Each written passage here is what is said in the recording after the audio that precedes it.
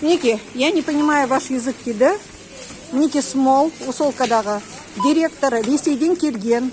Оның алдында Кихтен болған, ол да Ресейден келген. Мынау мінекей бірнеше ай понаехавшая ма, кім, нацистка ма, шовинистка ма. Ну, шовинистка екен 100%.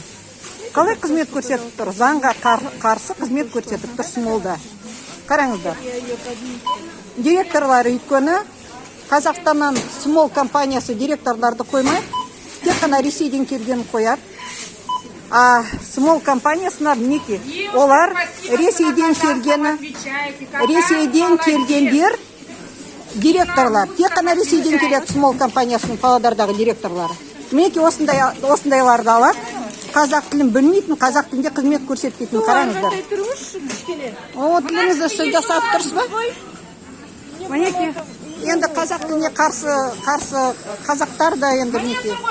Қазақ тіліне, мінекей қазақ тіліне қарсы казашкалар, тілін сатқан, ұлтын сатқан, қазақ тіліне қарсы казашкалар, мінекей, ата бабасының аруағын сатқан, е? Мінекей, олар мінекей қарсы болып тұр, бақырып тұр. Естідіңіздер ма? Көрдіңіздер ғой жаңа. Вот мінекей бүкіл Қазақстан көріп алыңыздар.